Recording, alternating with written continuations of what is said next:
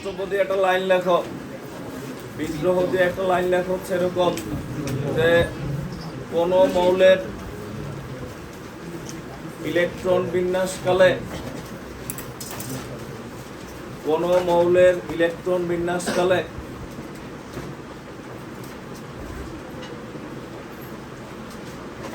লিখছো কোন মৌলের ইলেকট্রন বিন্যাসকালে যতগুলো অযুগ্ম ইলেকট্রন থাকে, অযুগ্ম মানে বিজোড়, যতগুলো অযুগ্ম ইলেকট্রন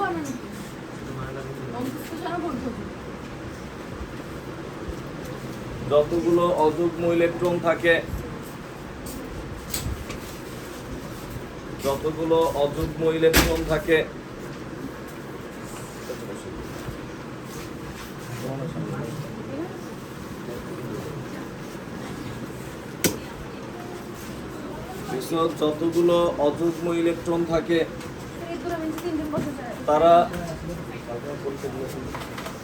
তারা ওই মৌলের যোজনী নির্দেশ করে,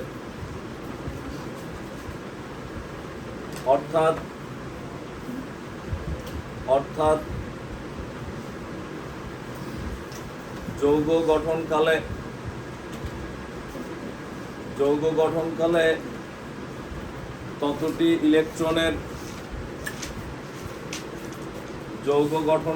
ততটি ইলেকট্রনের শেয়ার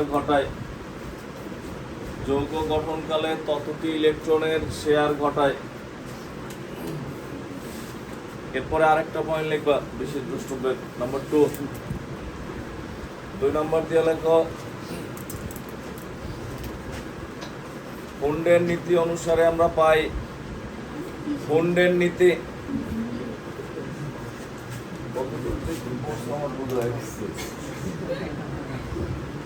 নীতি অনুসারে আমরা পাই ইলেকট্রন সমূহ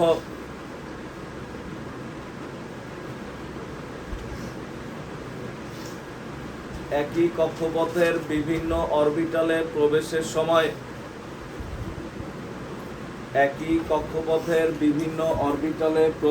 সময় এমনভাবে প্রবেশ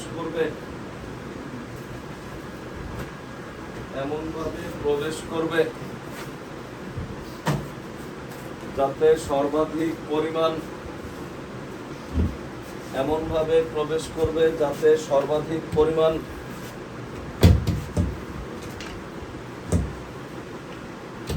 যাতে সর্বাধিক পরিমাণ বিজোড় অবস্থায় অবস্থান করতে পারে।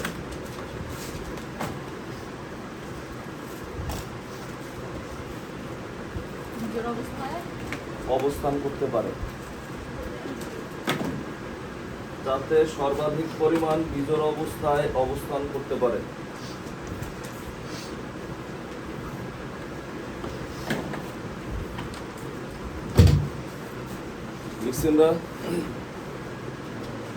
যাতে সর্বাধিক পরিমাণ বিজোড় অবস্থায় অবস্থান করতে পারে। লিখছো এক্ষেত্রে উত্তেজিত অবস্থায়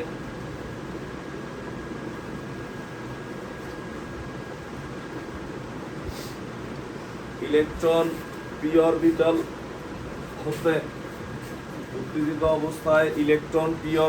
হতে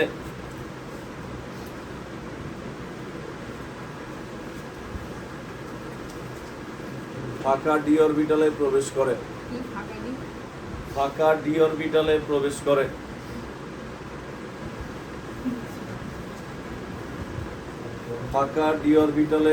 করে। ইলেকট্রন উত্তেজিত অবস্থায় পি অরবিটাল হতে ফাঁকা ডি অরবিটালে প্রবেশ করে। এবার আমরা দেখি, মানে ইলেকট্রন চাই হচ্ছে ইলেকট্রন বিন্যাসের সময় বিজোড় থাকে। কেন? যত বিজোড় থাকবে তত সংখ্যক কি তারা বন্ধন গঠন করতে পারবে। সবাই তো চায় বন্ধন বেশি হোক, তাহলে কি হবে? বন্ধনটা মজবুত হবে। তুমি তোমার যদি পড়াশোনা করো না, তোমার যদি বাসায় রশি দিয়ে বাঁধে, এক পেজ দিয়ে বাঁধবে, যদি চিন্তা করে শক্ত করে বাঁধি তাহলে কয়েক পেজ দিবে রশি দিয়ে, যাতে তুমি সহজেই কি শিখতে না পারো। তো বন্ধনের ক্ষেত্রে হচ্ছে এরকম, অনেকগুলো ইলেকট্রন যদি বন্ধন গঠন করে তখন বন্ধনটা কি হয়, শক্তিশালী হয়, মজবুত হয়। হ্যাঁ, তো আমরা এটার নিচে এবার তুমি হেডলাইন দাও, কত নম্বর পয়েন্ট ছিল এই, এটা দিল তো বিশেষ প্রশ্ন, এর আগে কত নম্বর বলতেছিলাম?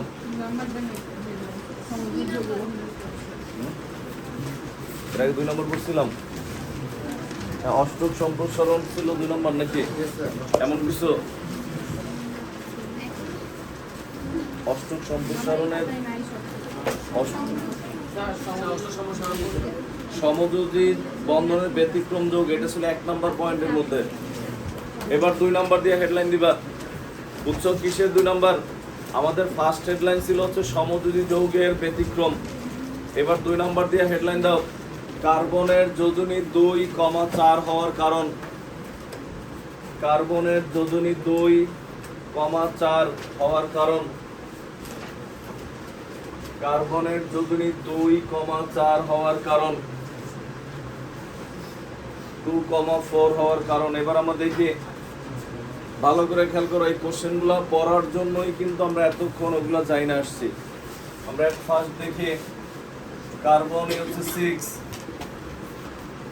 কার্বন হচ্ছে 6, ইলেকট্রন বিন্যাস করলে 1s2 2s2 2p কত 2, 2p6 কেন? কার্বনের টোটাল কত 6 না? 2p6 দিলে তো 10 হয়ে যাবে, 2 2 2 টোটাল কত হচ্ছে 6। যদি আমরা ভেঙে লিখি তখন কি হয় দেখো, 1s2 2s2।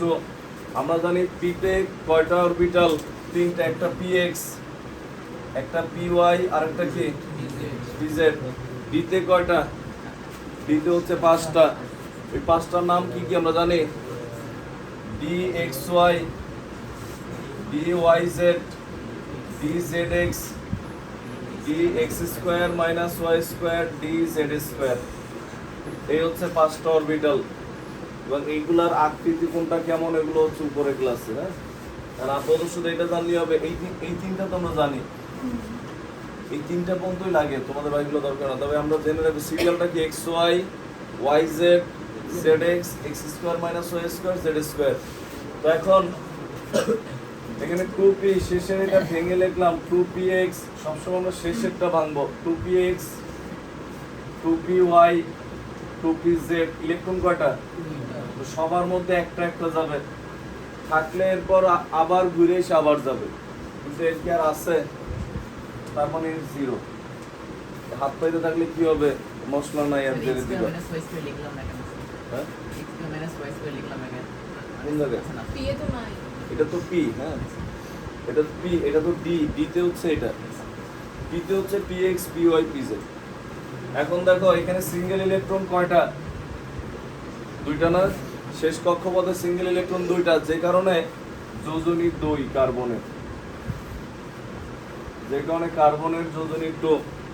এরপর আবার যদি দেখি, কার্বন তাপ দিলে, এই স্টার চিহ্ন দিয়ে বোঝানো হয় এক্সাইটেড অবস্থা, মানে হচ্ছে উত্তেজিত অবস্থা। যদি আমরা তাপ দেই, তাপ দিলে তখন আমরা বলছিলাম ইলেকট্রন সমূহ বিজোড় অবস্থায় থাকতে চায়, তবে শর্ত হচ্ছে এক জায়গা থেকে আরেকজনের দেয়া যাবে।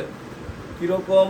যেমন তোমার বই কেউ একজন নিতে চাইতেছে পড়ার জন্য, শর্ত কি একই ক্লাসের হইতে হবে। এখন যদি মনে করো ক্লাস 5-এর একজন এসে বলে যে ভাই আপনার বইটা দিয়ে পড়বো, তার মানে তুমি চিন্তা করবে পড়বে না, তাহলে ওর কোনো উদ্দেশ্য আছে, হয়তো পৃষ্ঠে পৃষ্ঠে সিরা কিছু বানাবে, প্লেন বানাবে, এটা মনে হইতে পারে তোমার। তো এখন এখানে হচ্ছে এরকম, এটা কোন কক্ষপথ দেখো তো, 2 নং কক্ষপথ না? এটাও 2 নং কক্ষপথ, এটাও কয় নং কক্ষপথ? 2 নং। তখন হচ্ছে কি করে দেখো, এই উত্তেজিত করলে তাপ দিলে 1s2 2s1 2px1 2py1, এইখান থেকে এক ইলেকট্রন কোথায় গেছে? 2pz এ গেছে। কারণ কি, এটাই হচ্ছে আমরা পড়ছিলাম বা লিখছিলাম যে উত্তেজিত অবস্থায় ইলেকট্রন সমূহ কি অবস্থা থাকে? বিজোড় অবস্থায় থাকে। তখন সমান শক্তি সম্পন্ন বা সমান কক্ষপথ থেকে, কক্ষপথের একটা অরবিটাল থেকে আরেকটা অরবিটালে যায় নিজেরা কি হওয়ার জন্য? সিঙ্গেল হওয়ার জন্য। যদি এটা ফিল আপ থাকতো তাহলে আর যাইতো না। তখন এখানে কত হয় দেখো, সিঙ্গেল ইলেকট্রন কয়টা? 4টা, যে কারণে কার্বনের যোজনী কত এখানে যোজনী 4, যে কারণে কার্বনের ওই যে আমরা পরিবর্তনশীল যোজনী পড়ছিলাম যে একই মৌলের অনেকগুলো যোজনী হতে পারে, এই কারণে হয়, যে কারণে কার্বনের যোজনী 2ও হয় 4ও হয়। আমরা এক্সাম্পল দেই, দেখো যদিও 2 যোজনী কার্বনের খুবই কম, তুমি পুরা 9-10-এ একটা যৌগ পাবা 2 যোজনী, এটা হচ্ছে কার্বন মনোক্সাইড। আর 4 যোজনী কার্বনের যত যৌগ আছে সব 4। দেখো তখন এই ক্ষেত্রে এই যে একটা কার্বন একটা অক্সিজেন পরমাণু শেয়ার করে কি হচ্ছে কার্বন মনোক্সাইড। কেন? একটা অক্সিজেনের কয়টা লাগে? 2টা লাগে। এখানে ফাঁকা আছে কয়টা? 2টাই, 2টার সাথে কি করে শেয়ার করে। বুঝছি আমরা? সিঙ্গেল ইলেকট্রন যারা তারাই কি করে বন্ধন গঠনের জন্য ইলেকট্রন শেয়ার করে। আবার যখন কার্বন 2টা অক্সিজেনের সাথে বিক্রিয়া করে, ওটা মনে হয় 20, দেখো 2টা অক্সিজেনের সাথে যখন বিক্রিয়া করে, 2টা কেন ওই যে সিঙ্গেল কয়টা ইলেকট্রন? 1টা 2টা 3টা 4টা, একটা অক্সিজেনের দরকার কয়টা? 2টা না, কারণ শেষে কয়টা অক্সিজেনের? 6টা। এর সাথে 2টা দিয়ে শেয়ার করছে, এর সাথে 2টা দিয়ে শেয়ার করছে, তখন 2টা অক্সিজেন শেয়ার করলে তখন কি হয়? Carbon dioxide. এবার তুমি বলো কোনটার মধ্যে সমযোজী বন্ধন বেশি, কার্বন মনোক্সাইডে না কার্বন ডাইঅক্সাইডে? কার্বন ডাইঅক্সাইডে বন্ধন 4টা, আর কার্বন মনোক্সাইডে বন্ধন কয়টা?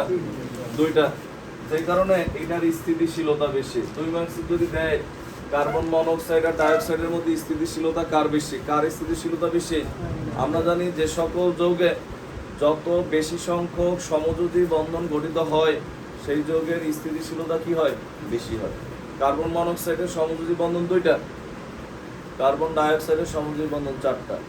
একই মৌল কিন্তু কার্বন ডাইঅক্সাইডের সমযোজী বন্ধন সংখ্যা বেশি হওয়ায় এর স্থিতিশীলতা বেশি হয়। ক্লিয়ার? এটার স্থিতিশীলতা বেশি। উঠাও একটু, আদিবা পরীক্ষা দাও নেই কেন? হেডলাইন দাও, 3 নাম্বার দিয়া হেডলাইন দাও হচ্ছে ফসফরাসের যোজনী।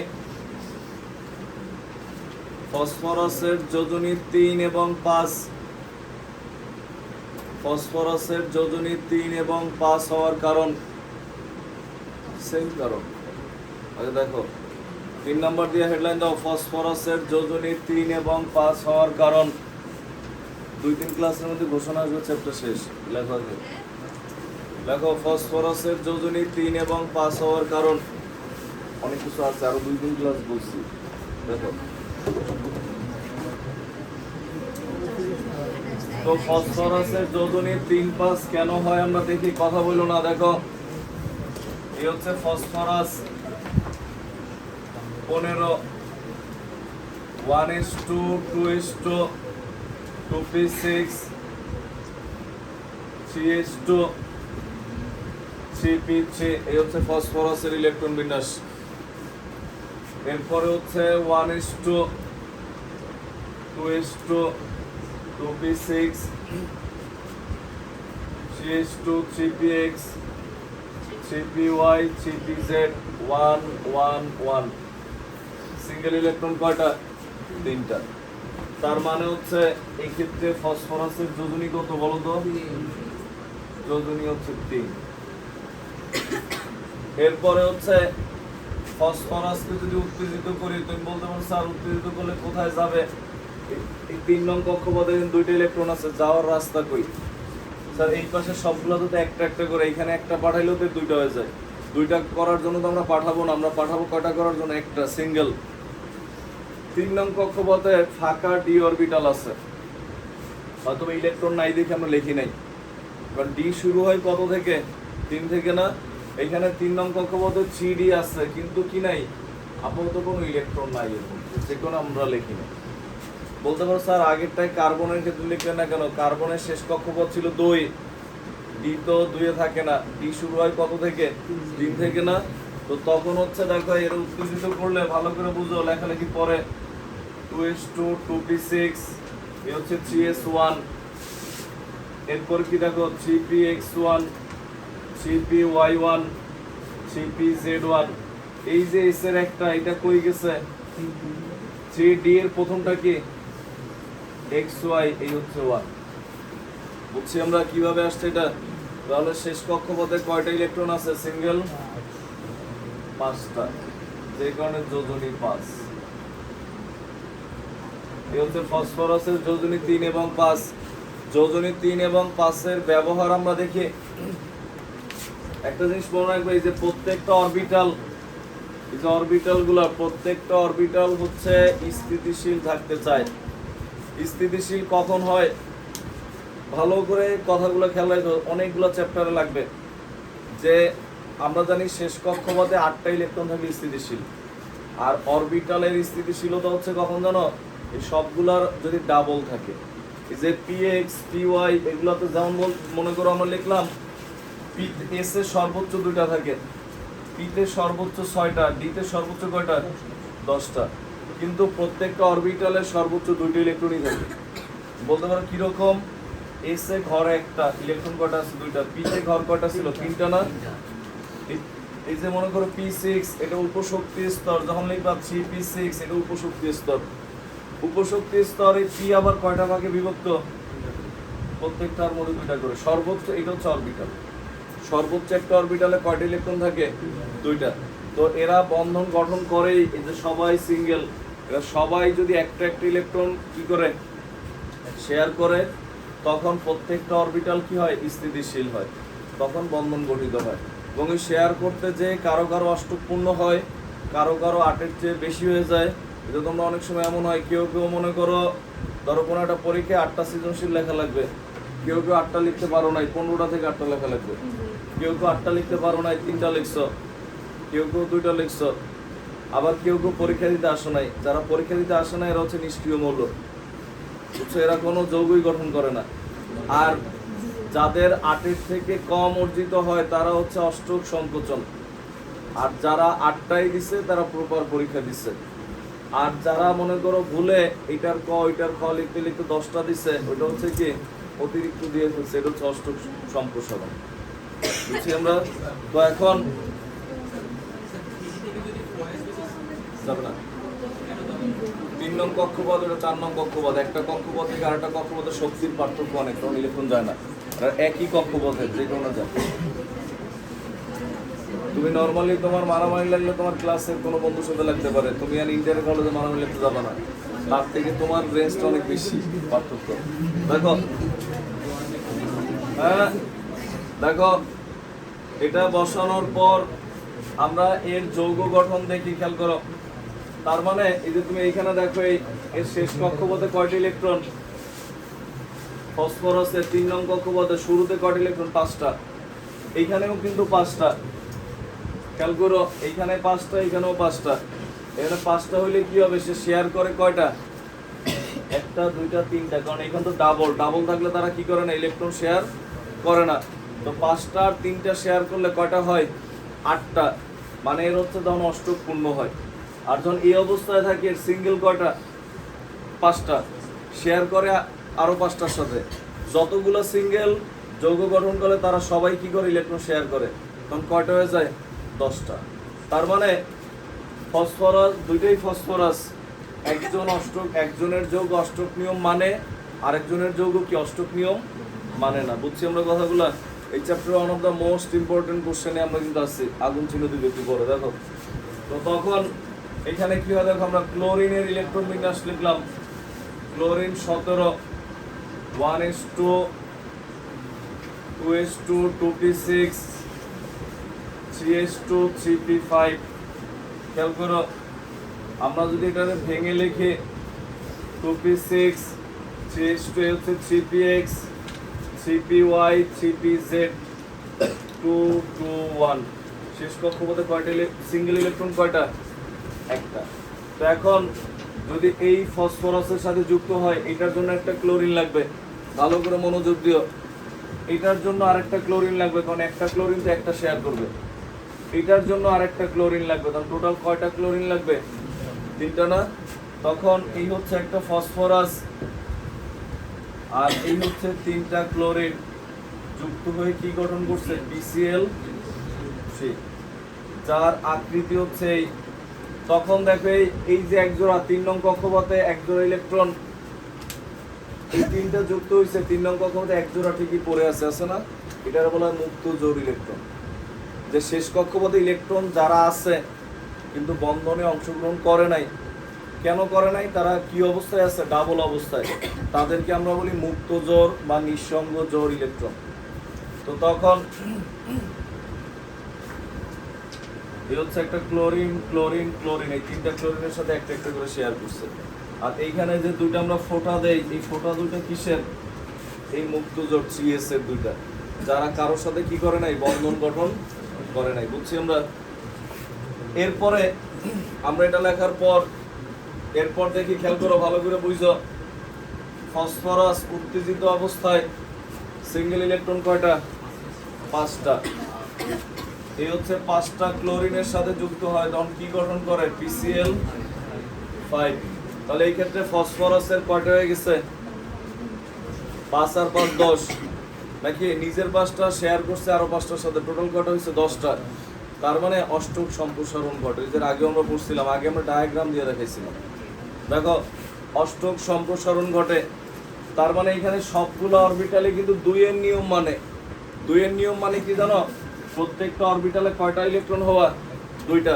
নিজের একটা আর একটা শেয়ার করছে, কয়টা হয়েছে? 2টা। এটা হচ্ছে 2 এর নিয়ম। আর অষ্টক নিয়ম হচ্ছে শেষ কক্ষপথে টোটাল 8টা হওয়া। তো শেষ কক্ষপথে দেখো, উপরেরটা টোটাল ছিল 5টা, শেয়ার করছে 3টা, কয়টা হয়েছে? 8টা। এই অষ্টক নিয়ম মানে। 2 এর নিয়ম সবাই মানবে, পৃথিবীর সকল যৌগ 2 এর নিয়ম মানে। এখানে দেখো শেষে ছিল 5টা। 2 এর নিয়মটা কি বুঝছো তো? এটার সাথে একটা ক্লোরিন যদি শেয়ার করে, তখন এখানে 3s এ কয়টা হয়ে গেছে? 2টা হয়ে গেছে। এটার সাথে একটা শেয়ার করলে 2টা, মানে সবার 2টা 2টা হয়েছে অরবিটাল। এটা হচ্ছে 2 এর নিয়ম। বাট শেষ কক্ষপথে কয়টা হয়ে গেছে? 10টা। তার মানে ফসফরাস ক্লোরিনের সাথে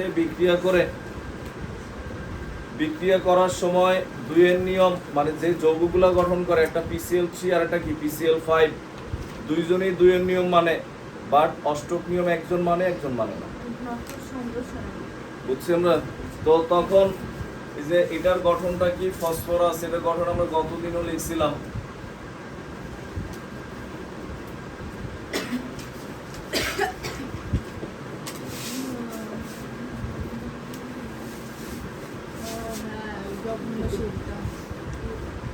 এটা হচ্ছে PCl5। বুঝছি আমরা? এটার মধ্যে দিয়ে কিন্তু অনেকগুলা কোশ্চেন। এরপর দেখো, এগুলো সব তুমি একবারে আমরা পরে কোশ্চেন নেবো, আগে বুঝে নাও। দেখো, সেম ঘটনা ফসফরাসের বংশের এর উপরের মৌলকে নাইট্রোজেন। ফসফরাসের এরকম যোজনী 3 5 মানে PCl3 আর PCl5 গঠন করতে পারে কেন? এই যে অষ্টক সম্প্রসারণ হয়। একটা জিনিস মনে রাখবা, এরকম উত্তেজিত করে ডিতে ইলেকট্রন গেলেই ইলেকট্রন 8 এর বেশি হবে শেষ কক্ষপথে। এরকম যদি ডিতে যায়, তাহলে ইলেকট্রন কি হবে? 8 এর বেশি হবে। এবং ডিতে যাইতে পারবে কখন? মিনিমাম কক্ষপথ কত হইতে হবে? শেষ কক্ষপথ 3 এ। 2 নং কক্ষপথে কি নাই? ডি অরবিটাল নাই। যেমন আমরা নাইট্রোজেনের ক্ষেত্রে দেখি, পুরোটা উঠাও।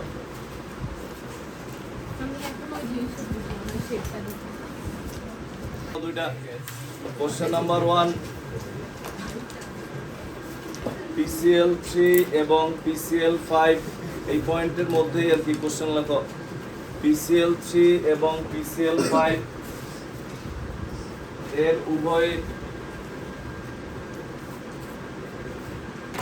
2 এর নিয়ম।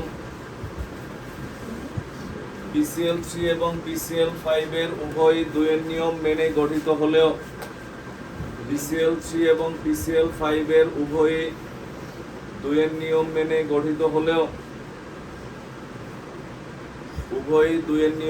গঠিত হলেও PCl3 অষ্টক নিয়ম মানে। PCl3 অষ্টক নিয়ম মানে, কিন্তু PCl5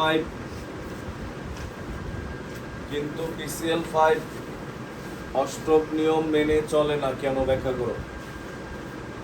very very important question. একটা অষ্টক নিয়ম মানে, একটা মানে না। এটা এই কোশ্চেনের পাশে আগুন চিহ্ন দিবা।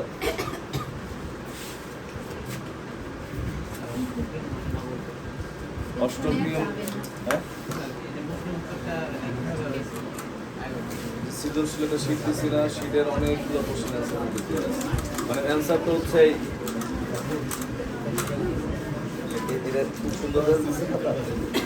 দেখো তো এখানে হচ্ছে মানে অ্যান্সার হচ্ছে যে ইলেকট্রন বিন্যাস করে পিসিএল থ্রির গঠন যখন লিখবে যেরকম লেখে এটার ব্যাখ্যায় কি হবে, তিনটা ফসফরাসের শেষে 5টা ইলেকট্রন এবং এর মধ্যে 3টে ইলেকট্রন শেয়ার করে, ফলে ফসফরাসের শেষ কক্ষপথে 8টা ইলেকট্রন অর্জিত হয়।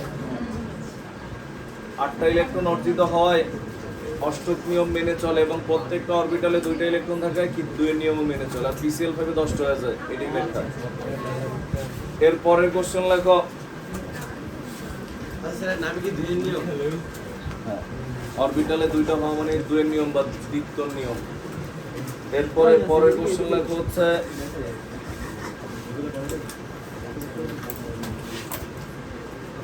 PCl5 গঠিত হওয়ার কারণ ব্যাখ্যা করো। PCl5 গঠিত হওয়ার কারণ ব্যাখ্যা করো। হ্যাঁ, PCl5 গঠিত হওয়ার কারণ ব্যাখ্যা করো।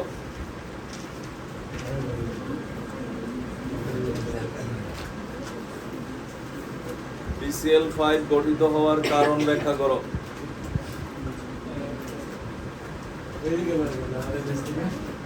এরপরে হেডলাইন দাও। নেক্সট পয়েন্ট, কত নম্বর পয়েন্ট এবার? 3 নম্বর না 4 নম্বর? 4 নম্বর পয়েন্ট দিয়ে হেডলাইন দেওয়া হচ্ছে 4 নম্বর দিয়ে আমরা হেডলাইন দেই PCl5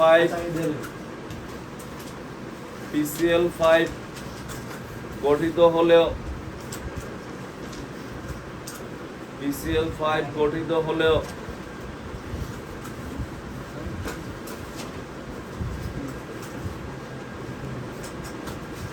NCl5 গঠিত না হওয়ার কারণ।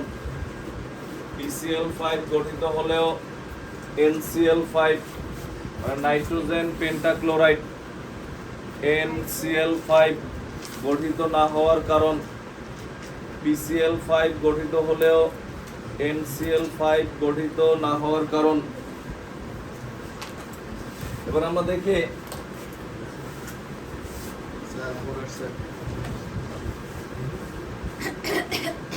এই হচ্ছে PCl5 গঠিত হয়েছে। এর মূল কারণ কি জানো? ফসফরাসের শেষ কক্ষপথে কি থাকে? ফাঁকা ডি অরবিটাল থাকে। হ্যাঁ দেখো, ফসফরাসের শেষ কক্ষপথে ইলেকট্রন বিন্যাস করলে আমরা দেখি শেষ কক্ষপথের ইলেকট্রন 3 নং কক্ষপথে, এবং 3 নং কক্ষপথে কি থাকে? ফাঁকা ডি অরবিটাল থাকে। তো ফাঁকা ডি অরবিটাল থাকায় অষ্টক সম্প্রসারণ ঘটে। আমরা আগেই বলছিলাম কোনো একটা অরবিটাল থেকে ইলেকট্রন ভেঙে যদি ডিতে যায় তুমি ধরে নিবা অষ্টক সম্প্রসারণ হয়েছে। বুঝছো কথাগুলো? টোটাল কথা হচ্ছে 3টা। 1 নাম্বার কথা হচ্ছে যে তোমার ইলেকট্রন বিন্যাস করার পর এরপর বলবা যে শেষ কক্ষপথে ফাঁকা ডি অরবিটাল বিদ্যমান, যে কারণে উত্তেজিত অবস্থায় সিএস থেকে একটা ইলেকট্রন কোথায় যায়? ফাঁকা ডি অরবিটালে প্রবেশ করে, ফলে অষ্টক সম্প্রসারণ ঘটে। তখন শেষ কক্ষপথে আমরা কয়টা ইলেকট্রন পাই? ফসফরাসের 5টা। তখন হচ্ছে ক্লোরিনের হচ্ছে একটা মুক্ত ইলেকট্রন থাকায় সে 5টি ফসফরাস পরমাণুর সাথে 5টি ইলেকট্রন শেয়ারের মাধ্যমে PCl5 গঠন করে। যদি তোমার লিখতে কষ্ট হয় এটা শুনে বাসায় একবার শুনে আবার লিখো। বুঝছো? এরপর দেখো NCl, এটা হচ্ছে PCl5।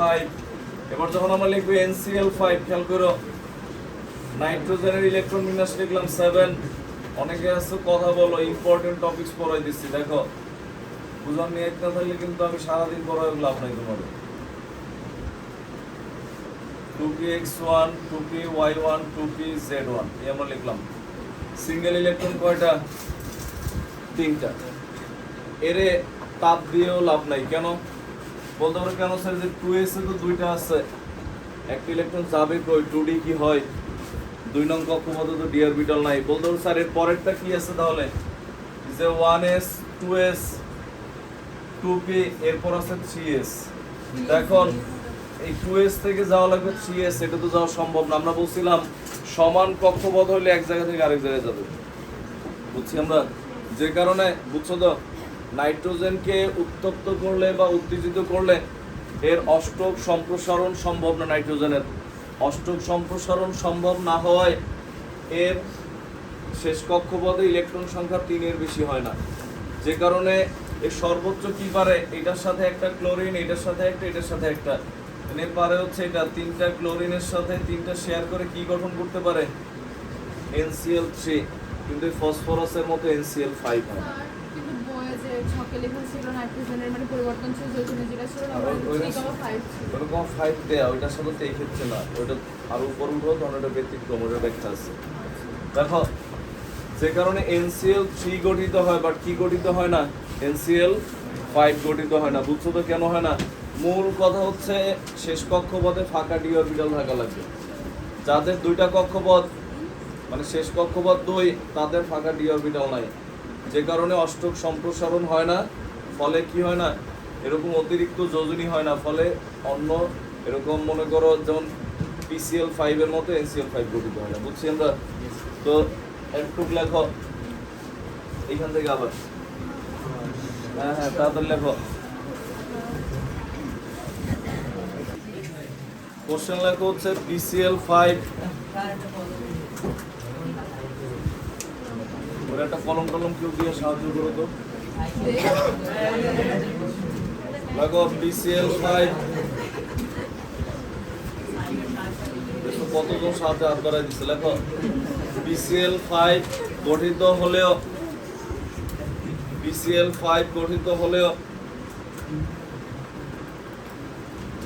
NCl5 মানে তো লিখলাম এই মাত্র লিখলাম কোশ্চেন, এটা হ্যাঁ কোশ্চেন আগে হেডলাইন দিচ্ছ তুমি। লেখো PCl5 গঠিত হলেও NCl5 গঠিত না হওয়ার কারণ ব্যাখ্যা করো।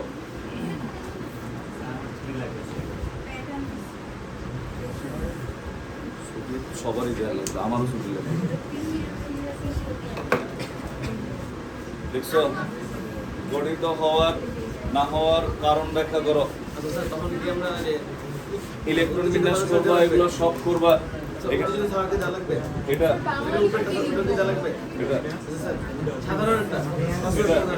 হ্যাঁ, ওইটা দিয়েই তো এটা আসে। বুঝছি আমরা, বাংলা লেখা ওই এখন যেটা বললাম শুনবা, আর এরপরও যদি না বুঝো, একটা সৃজনশীলের শীট দিচ্ছি, দেখো 80টা সিকিউ আছে, ওইটার মধ্যে সবগুলো কোশ্চেন আছে এখানে, একটু হচ্ছে পড়া।